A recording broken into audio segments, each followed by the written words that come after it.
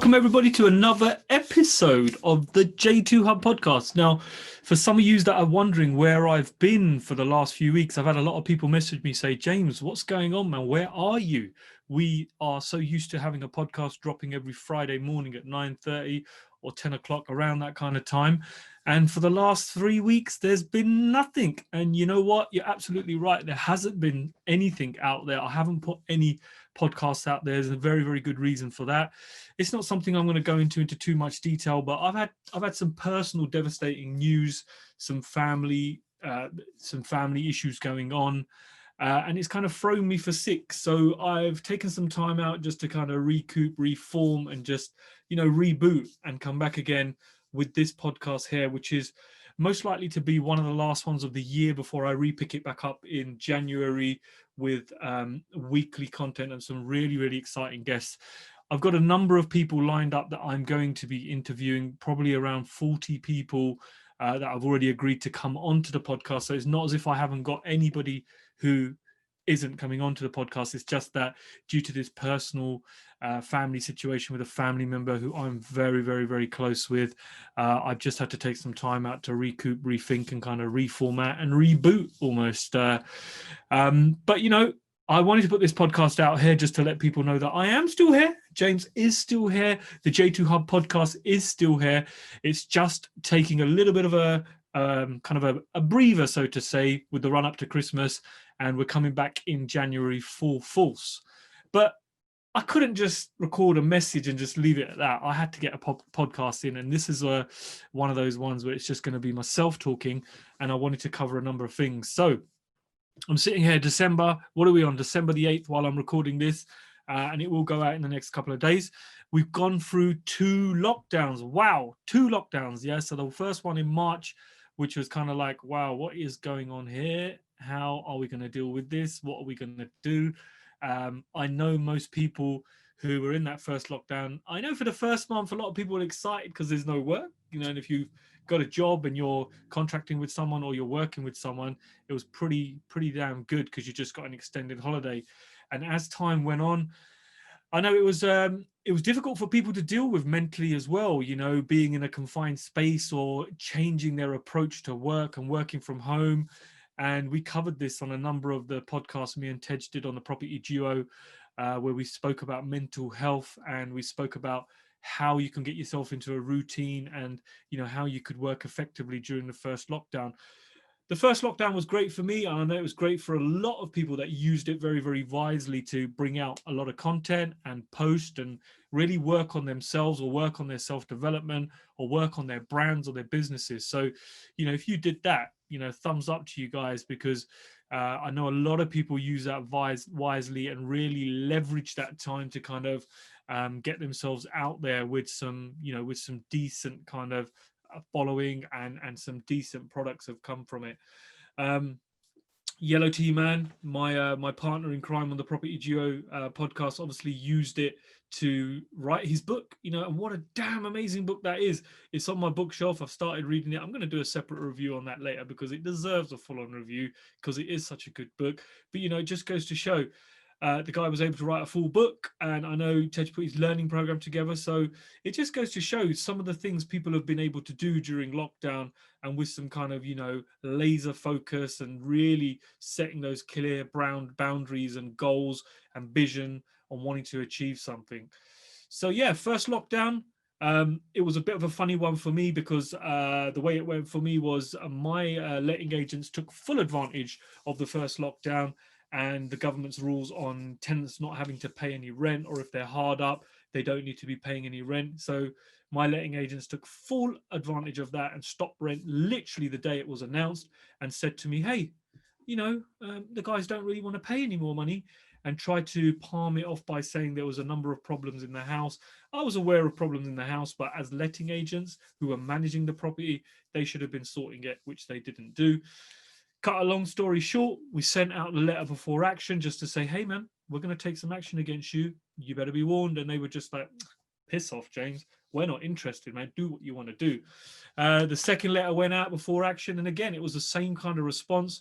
I know from being in these situations previously that you really want to go into some kind of mediation. Judges would love a mediation process where you're actually taking an active approach to resolve what's going on, resolve any arguments, or try to come to some kind of resolution rather than just taking it full on to court. These guys weren't interested. I was prepared to sit down and do something with them, but no, they weren't having none of it. They just wanted to string it out as much as they could. So we put in a court claim, money claim online, nice and simple to do. I would urge anybody to get on that. If somebody owes you money, it's such a simple process. We went through that, put that on, and again, they filed a defense. So filing a defense saying that, you know, we think James's claim is a load of bullshit. He's got no legs to stand on. And they started quoting this and they started quoting that. And, you know, you read it, and if you're new to putting a money claim on online, or if you're just new generally to claiming against someone, it can all come across as quite a bit of a threat, you know, and you think, oh man, damn, is this not going to happen? Is this not going to go through? But you know what? You need to stick to your guns. And especially in property, if there's any issues you've got, you know, I highly recommend becoming a member of the NLRA. Have a look at my Instagram post. There is a discount code there. Gets you 15 quid off, and it gets me a little bit of money off as well for my following year. But those guys have been absolutely worth their weight in gold in the whole process that I went through dealing with these agents. You know, they were able to offer me some advice, and I spent hours on the phone with them. And you think, for a £70 a year membership, these guys are so damn clued up. You know, I'm talking, you can ask them any question, you can fire any situation at them, and these guys know exactly what you need to do. Now, obviously, I'm left with the predicament of getting my property back. And to give you an example, the support team there at NLRA were able to say to me, hey, James, you need to serve these guys with a Section 48, which meant that I'm getting the property back in my control. They said to me, look, you need to try and meet with every single tenant and have a conversation. That's exactly what I did. And in the end, through the advice of the NLRA and through some kind of general, just a little bit of a shoulder to cry on, listen to every tenant's concern, I was able to get these guys on site, and they agreed to actually leave the property within 30 days. Now, the tactic that I deployed to get these guys out of my property was, it wasn't a shady tactic, but I would say it was very, very well thought out. So the agents owe me money, but the tenants actually think that it's them who owe me money. You know, obviously the agent had the house on a rent-to-rent agreement, so the agent was collecting the rent and passing it on to me. But in my case, obviously, he wasn't passing it on to me.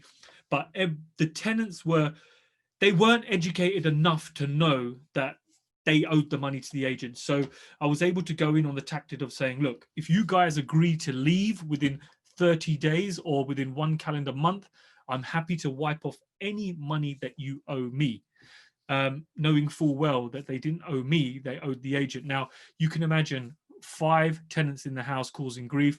The minute you've turned around and said to them, hey, you guys are I'm wiping up a £2,500 debt here. Some of them were up to £3,000 debt.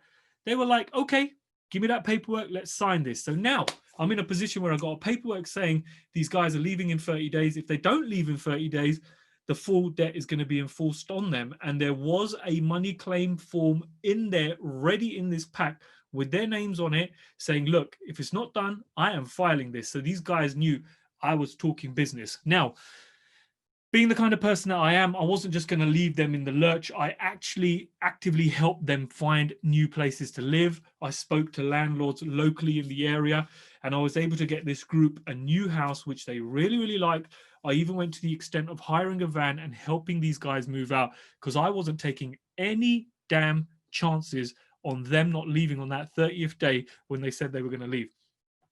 So cut a long story short, the day arrives when they're about to leave, and remarkably, the house is empty. Okay, there's odd bits of furniture lying around.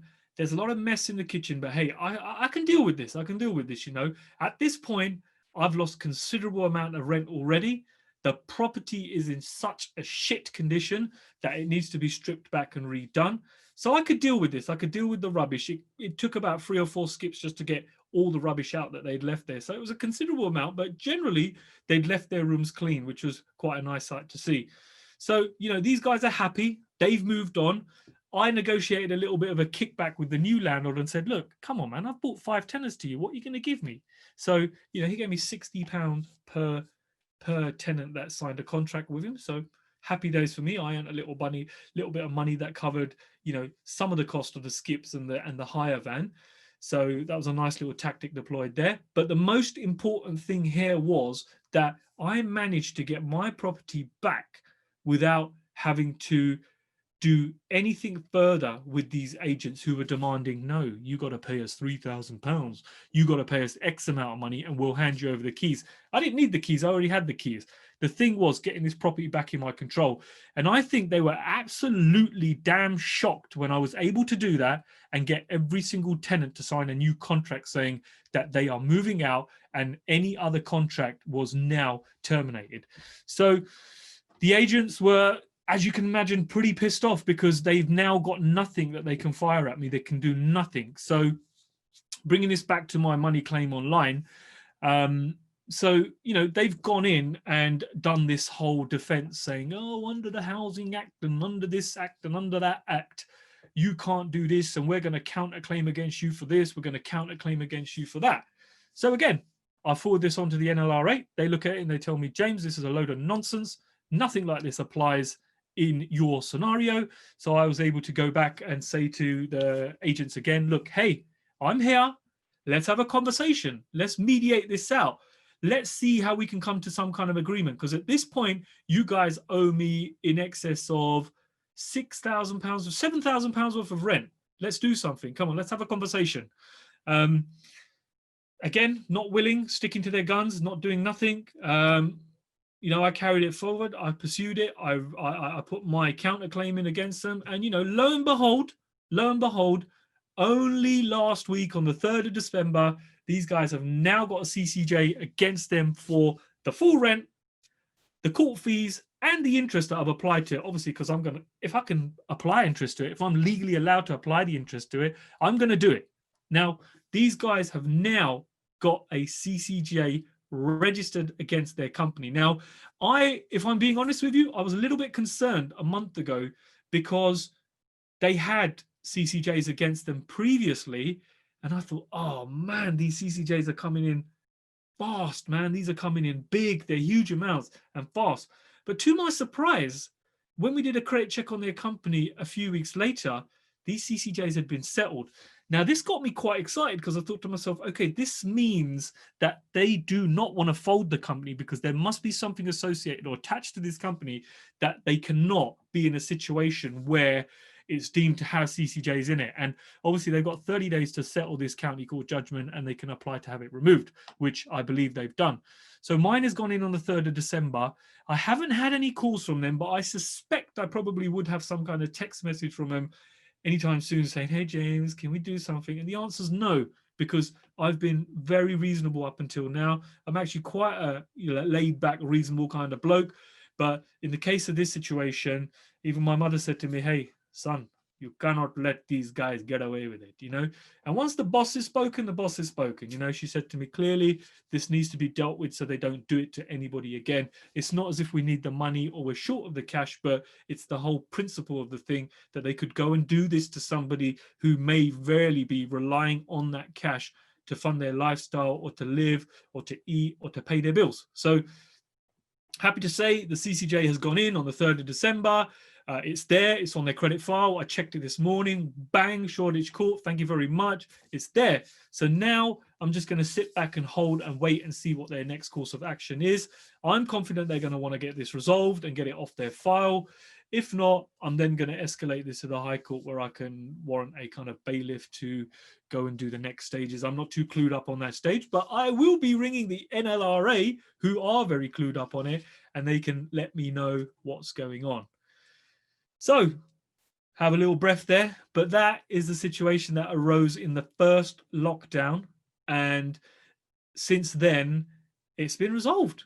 And I'm happy to say it has been resolved because a lot of you were on the journey with me where I was talking about it every single week, about the shitty wall, about the landlords, about the rogue management agent, the tenants that were actually quite nice in the end. We built up a bit of a relationship. I still get a message from them now and again saying, hey James, is there any mail for me? Can I come and pick it up, etc., etc.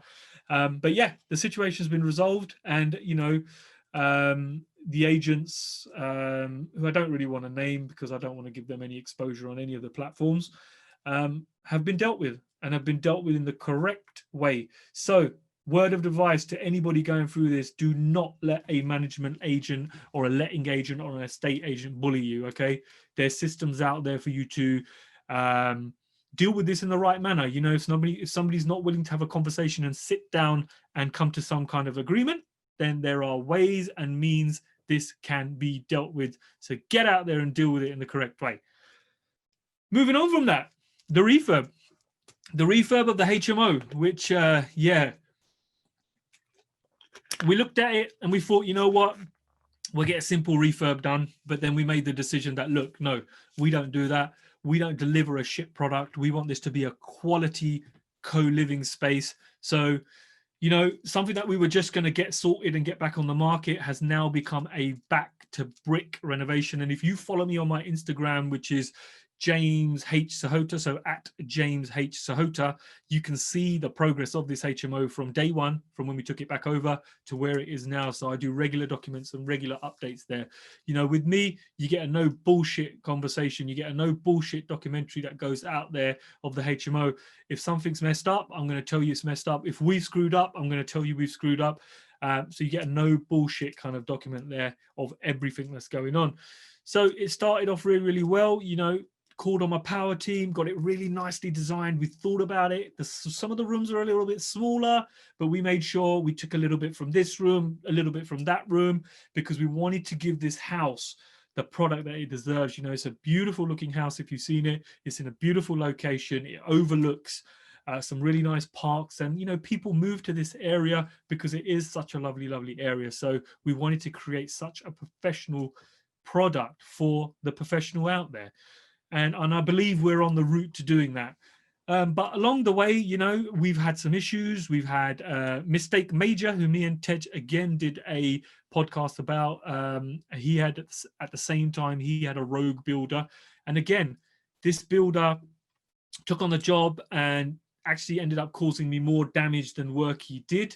Initially, it looked like he knew what he was doing, but in the end, when he turned up to site, pissed out of his face, enough is enough. And I think that's a telltale sign just to say, hey, on your bike, mate. And I would urge everybody out there, if you're ever in a situation where a builder is doing something like that, or a contractor, he needs to be out on his bike. So get rid of him as soon as you can.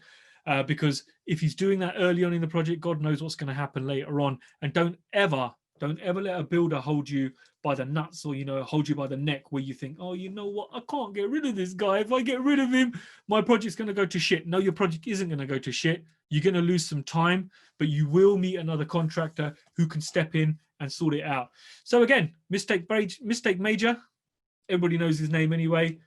Court claims gone in against you because, mate, I did think about not doing it, but the way you reacted when we were trying to get something sorted just wasn't to my liking. So we are going to have to do something about this to get it resolved. Again, I can't let you get away with this. I can survive this, but anybody else, you may have caused massive damage to them. You left my house half open. There was water seeping in. All my bricks are wet. I've had dehumidifiers in that house now for a number of weeks, which cost me some serious money to hire. And I'm trying to resolve your mistakes. So I'm well within my right to put a court claim in. I wasn't going to do it, but I am going to do it. But anyway, getting over the dodgy builder, I got my usual contracting team in.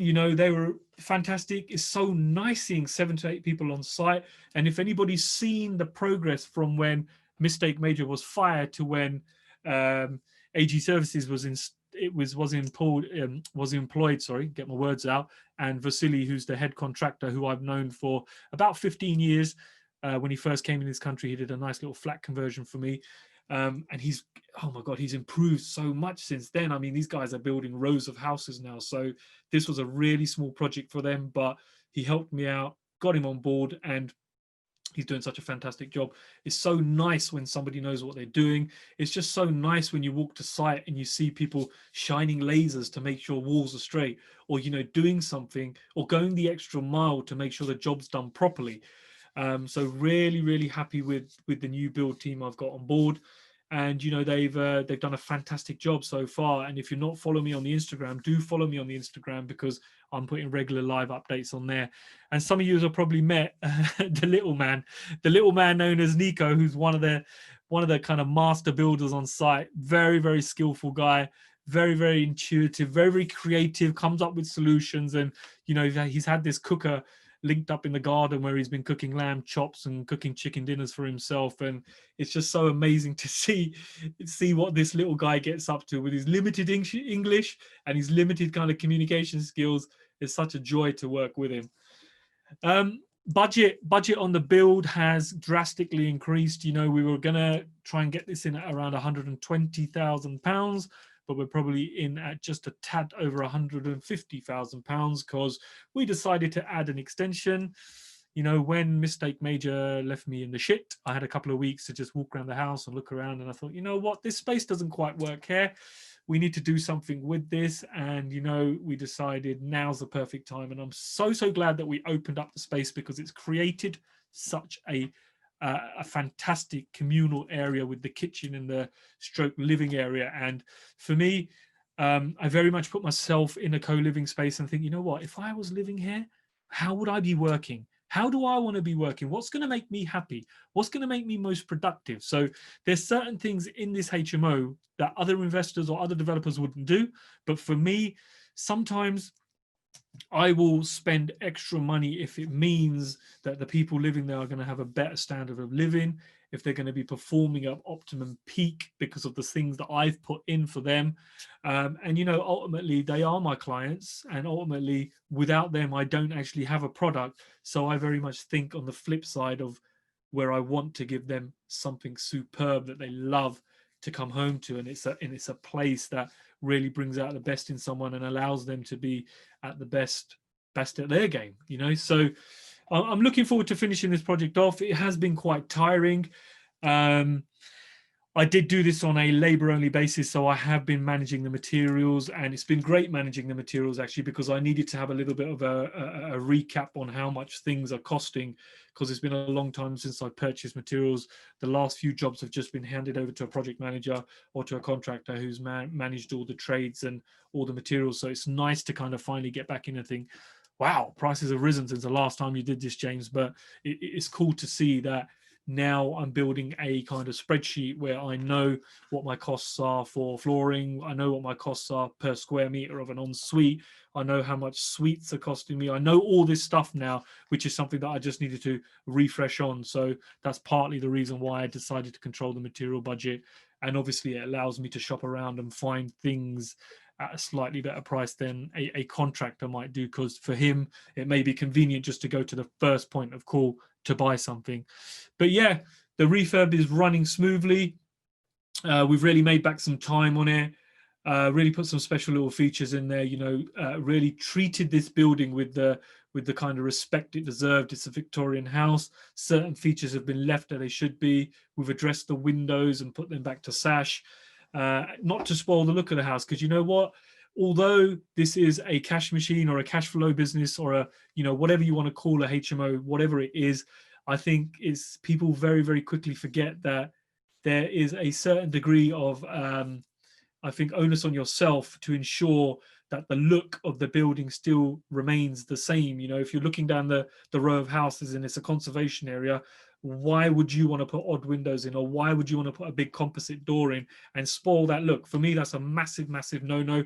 And, you know, if it blows the budget slightly to ensure that the product is looking as it should do down the road, and it's not upsetting the local neighbors, it's not upsetting the local planning department because you've done something that you shouldn't have done, even though you're allowed to do it, I would make sure that I don't do it, because you know, the building deserves a little bit of sympathy, and you need to uphold that. Otherwise you're just going to ruin a beautiful area. So yeah, certain things have ended up costing us more.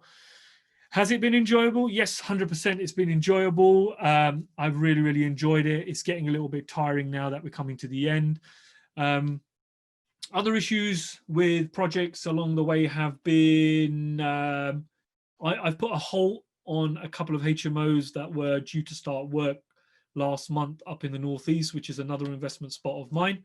So those have gone on hold, even though, so I mean, we own the buildings outright. There's no mortgage on them. So we bought 4 houses together, which are going to be converted into 2 lots of houses and give us, 12 more rooms. And when I mean this location is a damn good location, you're never going to get a location this close to the uni unless it is a uni building. So I thought, you know what, let's put it on hold. It's probably not going to let for another year. We won't think too much about that at the moment. Gives us extra time to plan it and see where we go with that. So that's been put on hold. And again, actively, we have sites under offer here in London where we're looking for our new builds. Excuse me, throat's getting a bit dry, but we've actively got sites here that we've got under offer where in the new year, really looking forward to, and really excited actually to get back into the new build game. I was quite surprised actually. I've done a couple of webinars for other people where I've been on as a guest, and people have been more excited about the small quirky new builds than they have about the HMO model. And I need to flip that up a little bit more and concentrate more on giving some knowledge about the new builds, because it's an area I know a lot of people want to go into. It's an area where you need to tread with caution. It's an area where you need to have some deep pockets. It's an area where you can lose some serious amounts of money. It's an area which could very easily finish you. So I want to try and bring out some content, more educating people on that side as well. So yeah, the new year looks exciting in the sense of there's a lot of projects going on. It's going to be full guns blazing. I'm looking forward to having some time off over Christmas so I can spend it with my family, and obviously spend it with my family member who's going through a bit of a hard time at the moment. And you know what? Just want to say on that note that it just goes to show that property really does give you some freedom. It really allows you to live your life in a certain way that when certain situations arise in life, whereas you may need to be off work or you may need to be supporting another family member through something, property has allowed me to do that. So property has been my friend when devastation has kicked in, or where some really bad hardcore news has kicked in. Property has really been my friend this time around. So I'm so grateful to it in that sense. Most of the time we're moaning about shit, but this time around I'm actually thankful that I'm full-time in property, because it's meant I can readjust and change my life in the sense that I need to. On a personal note, have been loving the old morning runs. I know a lot of people have joined the old James's, it's not an official club, but it's just called the 555 Club, which is you train 5 days a week at 5 a.m. And you must get 5 sessions in. So it's a pretty, it's just a play on numbers, but few people have come on board, and we started this new thing here where we started sharing the runs on the watch. So we got a bit of a group going together, which is really motivating people. So if you want to become part of the 555, just get in touch. We'll get you on the running list there, and you can come and join us. It's just a bit of a laugh. It's nice. We take the mick out of each other. We try to break records. We try to break times. We're no elite athletes whatsoever. Just at the moment, it's just a group of slightly overweight men trying to get into good shape. Lastly, what I wanted to touch on as well is a bit of a plug really. Actively looking for investors. So if you're out there and you're thinking, you know what, I got some money in the bank and I want to earn some, I want to earn something on it, get in touch. Got a full-on investor pack that I'm happy to send out to people.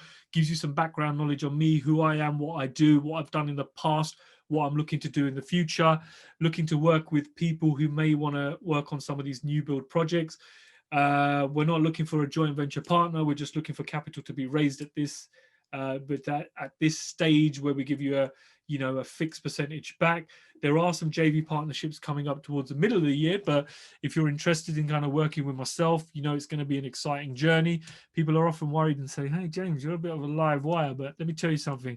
James has solid systems, processes, and a model in place that he follows. So if you are interested in doing something on that account, do get in touch with me. Reach out to me on Instagram, DM me, or if you've got my email, it's just james@jamessahota.co.uk. Let me know how I can assist you with that, or if you want some more information. Actively looking to work with investors, aggressively looking to grow next year, especially in the new build sector. And if you've seen the last new build I did, it was a no money left in deal in London. Could I pull another one of those off again? I reckon I probably could. So there's some exciting stuff going on next year. So do get in contact. Lastly, I just want to say thank you for everybody who's been part of the J2 Hub journey so far. I made a promise to myself on the 1st of January that I would release an episode every single week, although we've come to the end and I have flopped a little bit in the month of December. There's a very good reason for it, but have I stuck to my goal of getting an episode out every single week? 52 episodes. Yes, I'm at episode number 60, so I'm in front. I'm already 8 episodes ahead, so I've met the target there, so I'm pretty happy about that. But do keep you know, I haven't gone anywhere. People have messaged and said, where are you, James? I'm very much still here. So yeah, carry on following the J2 Hub podcast. Do get on the Facebook page and leave us a review if you haven't done already. Apple iTunes as well, or Apple Podcast. Leave us a review there if you haven't. You know, it really helps. Don't make any money from the podcast. It's something that I love doing, putting information back out there for people, trying to help them out. Hopefully people can learn from my mistakes and not make the same mistakes, and, you know, be a few steps ahead and in terms of their knowledge base. So yeah, J2 Hub podcast on the Facebook page. Leave us a review. Leave us a review on the Apple Podcast. And if you're interested in investing with me, working with some deals with me in the new year, I can promise you it'll be a damn good, exciting journey. I'll make sure we have lots of fun, and, you know, you get to see the whole process on how I work, how I source a site, how I do things. So yeah, reach out to me. Once again, thank you so much, guys, people that have reached out. I may talk about my situation with this family member on a different podcast, but for now, I'm not going to say too much about it. It's quite private. I'd like to keep it private for now. But yeah, thank you. Thanks for joining me. Thanks for listening. Thanks for supporting. And always here, happy to help if anybody's got any questions, anybody wants to reach out, or, you know, if you just want to discuss, connect, or whatever. Thank you again.